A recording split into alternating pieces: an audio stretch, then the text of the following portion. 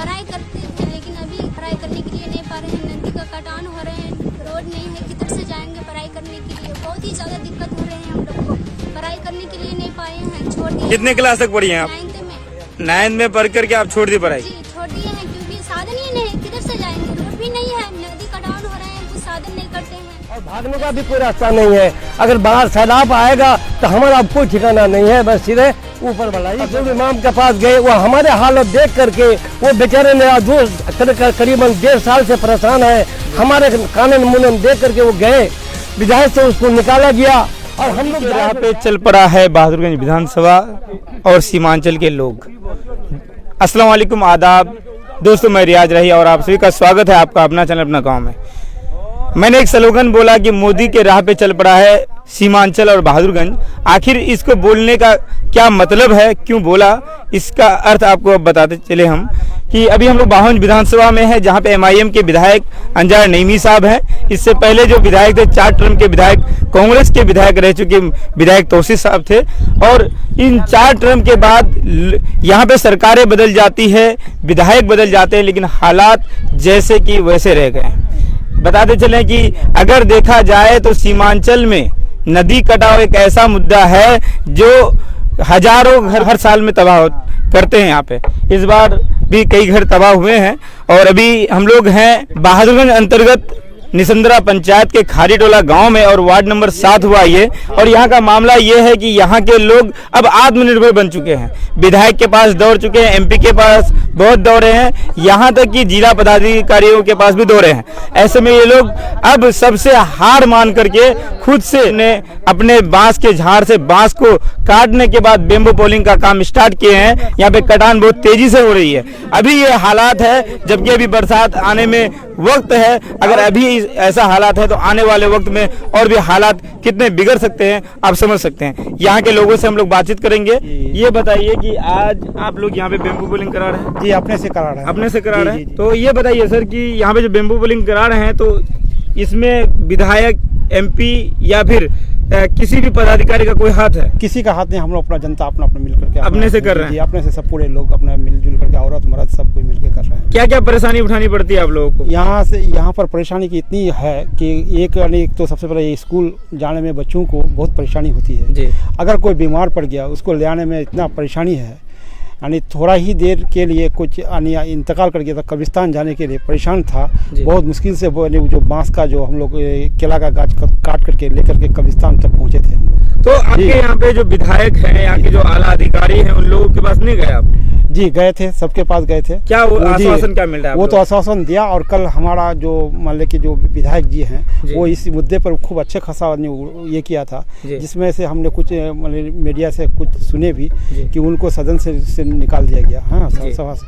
मगर इसके लिए तो जो हुआ ही। मगर हम लोग अपना पब्लिक आज कितना दिन से, लगभग 20-25 दिन से बांस काट रहे हैं और आज लगभग एक हफ्ता से काम कर रहे हैं। यहाँ के सांसद हैं डॉक्टर जावेद साहब जो कि कांग्रेस से हैं। जी। और RJD और कांग्रेस बिहार में विपक्ष में है। तो ऐसे में सांसद जी क्या बोल रहे हैं आप लोगों को? तो अगला साल आए थे, वो दिए थे, आश्वासन दिए थे, मगर आज तक कुछ नहीं काम हो पाया। यानी कि देखा जाए तो सिर्फ लोगों को मिल रहा है आश्वासन और तारीख। ये दो चीज सीमांचल के लोगों को हमेशा हर लोग आते हैं और देके जाते हैं। कोई साहब आते हैं हॉस्पिटल का बात कह के जाते हैं, कोई स्कूल का कह के जाते हैं, तो कोई कटान का कह के जाते हैं। ऐसे में कल अख्तरुल ईमान जो MIM के विधायक हैं और बिहार सदर हैं, उन्होंने कल इस मुद्दे को जब सदन में उठाया तो उनको बाहर कर दिया गया। ना कर रहे हैं, कैसे क्या क्या परेशानी का? सर बहुत परेशानी होता है हम लोग का, जब बरसात आता है ना तो हम लोग को बहुत ज़्यादा परेशानी आता है। यहाँ पे यहाँ देखिए जैसे लगभग 10-15 घर कट गया है, अभी तक मतलब कोई सुनवाई नहीं हुआ है यहाँ पे, समझ रहे। हम लोग लगे हुए हैं इसमें, विधायक जी को भी बार बार बोले, वो भी आए थे, सांसद जी भी आए थे, आश्वासन दे के गए वो, लेकिन अभी तक कोई सुनवाई नहीं हुआ है। सर हम लोग को जल्द से जल्द इनके लिए जब बरसात आने से पहले क्या मांग है आप लोग? प्रशासन से मांग ये है कि जितना जल्द हो सके यहाँ पे काम कराया जाए। हम लोग को आश्वासन बहुत मिला है सर, हम लोग को काम चाहिए। यानी कहीं ना कहीं सभी का एक ही कहना है कि आश्वासन तो मिल रहा है लेकिन काम नहीं हो पा रहा है। हमारे साथ एक बुजुर्ग है, आपका उम्र कितना हुआ होगा अभी? कम से कम 65 साल। 65 साल। ये नदी कहाँ पे थी पहले? 65 साल पहले। अभी बहुत दूर था, अब गांव में आके घुस गया है, गांव कर रहा है। यहाँ मन्नू मच्चू बच्चा है, हजारों बच्चा है, बुढ़ा बुतुम से लेकर के हमको कोई साधन नहीं है। पूर्व भी नदी है, पश्चिम भी नदी है, दक्षिण भी नदी है, उत्तर तरफ से नदी का घेराव है, हम कहीं जा नहीं सकते हैं। अगर कोई इंतकाल हो जाता है तो कब्रिस्तान पहुंचने के लायक नहीं है। हम कब्रिस्तान किस पार है? आगे उत्तर तरफ है और उधर से नदी घुस रहा है। अच्छा। और भागने का भी कोई रास्ता नहीं है। अगर बाहर सैलाब आएगा तो हमारा अब कोई ठिकाना नहीं है, बस सीधे ऊपर वाला ही पर भरोसा है। सदर ये अक्तुल इमाम के पास गए, वो हमारे हालत देख करके वो बेचारे ने करीबन 1.5 साल से परेशान है। हमारे कानून मुनन देख करके वो गए, विधायक से उसको निकाला गया और हम लोग जाए सो जाए कहाँ, बहुत परेशानी में है। इसके लिए ये इसके पास गए, अनजान यमी के पास गए, वो भी हम लोग को सिर पे कहता कि हाँ करेंगे करेंगे, लेकिन आता है कोई नहीं। सब कोई भरोसा देता है, बस इसके सिवाय कुछ भी नहीं। यानी सभी का एक ही कहना है कि भरोसा तो बराबर मिल रहा है, आश्वासन बराबर मिल रहा है, लेकिन काम कुछ नहीं हो पा रहा है। उम्र हो रही है आपकी? मेरा उम्र 62 साल। 62 साल। ये बताइए कि 62 सालों में आपको यहाँ पे क्या बदलाव नजर आ रहा है?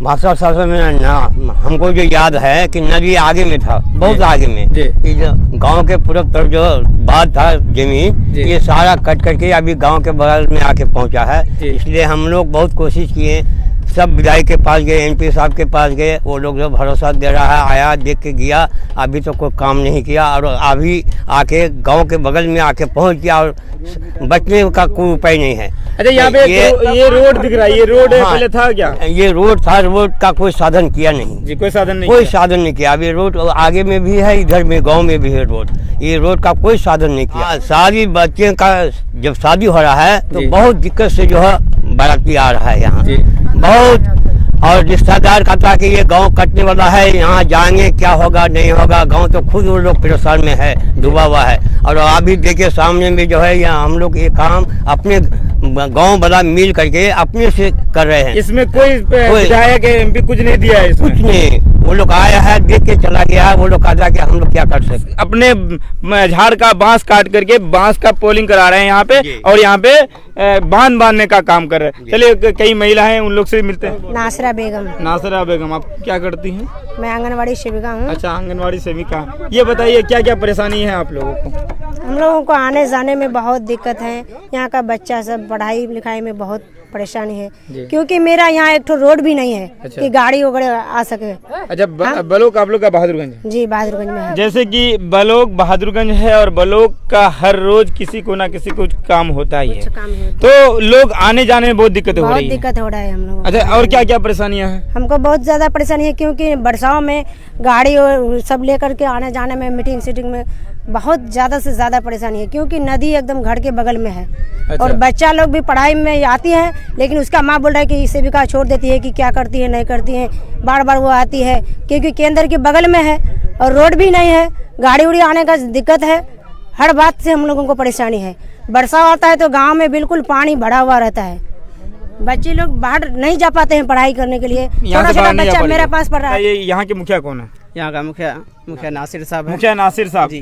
वो कभी आप लोगों के साथ किसी के पास गए हैं, किसी आला अधिकारी के पास? जी, हम लोग तो यानी आला से आला अधिकारी के पास गए हैं, अपना यानी दर्द को लेकर के। यानी पूर्व जनाब तौसीफ साहब इससे पहले यानी एमएलए रह चुका था, अभी पूर्व एमएलए है, लेकिन वो भी आश्वासन दिया था। उनके पास कई मरतबा गए, लेकिन फिर भी यानी वो आश्वासन दे करके हम लोग को यानी बहला लिया है। अच्छा, क्या चाहते क्या आप लोग? अब क्या उसके बाद यानी अंजार नईमी साहब यानी एमआईएम पार्टी से हैं, अभी प्रेजेंट है, उनके पास कई मरतबा गए, लेकिन फिरियाद सुना है, लेकिन आगे उनका काम नहीं पास हो पाता यानी है। वो भी कोशिश करें, लेकिन नहीं हो पा रहा। आपका कहना ये है। और दूसरी बात ये है कि जब यहाँ ये बरसात शुरू होती है और यहाँ यानी बाढ़ का पानी आना शुरू होता है, तो हम लोग के ऊपर कयामत बरस हो जाता है। इसलिए अगर चाहते हैं कि बिशनपुर मार्केट की तरफ चले, या अगर कोई बच्चा अगर स्कूल की तरफ जाएगा, तो यानी अपने जान को अपने हथेली में लेकर के तब चलना पड़ता है। सामने में नदी है, कोई बच्चा नदी के नीचे में गिर जाता है, यानी कीचड़ की वजह से। कोई गाड़ी वाला अगर आता है तो यानी कीचड़ की वजह से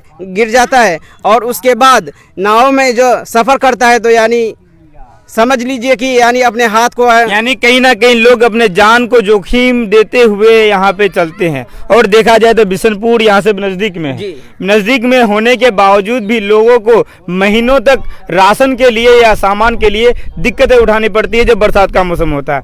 अभी बरसात नहीं है लेकिन भयावह स्थिति है, नदी का कटान तेजी से हो रही है। अगर बरसात हो जाए तो कहीं ना कहीं लग ऐसा रहा है कि ये जो अभी गांव दिख रहा है ये एक खुशहाल गांव उजड़ने से कोई रोक नहीं पाए। जैसे कि आप लोग पूरा रिपोर्ट देख रहे थे, स्क्रीन पे पूरा वीडियो आप लोगों को दिखा रहा था मैं कि ये लोग किस किस तरह से परेशानी को उठा रहे हैं। अपने पैसे से बेम्बू ले रहे हैं, अपने पैसे से मजदूर करके काम कर रहे हैं। यहाँ के जो आला अधिकारी हैं और विधायकगण हैं उन सभी से हमारी गुजारिश है आप लोग आए और यहाँ की परेशानी को देखते हुए इन लोग का मदद करें।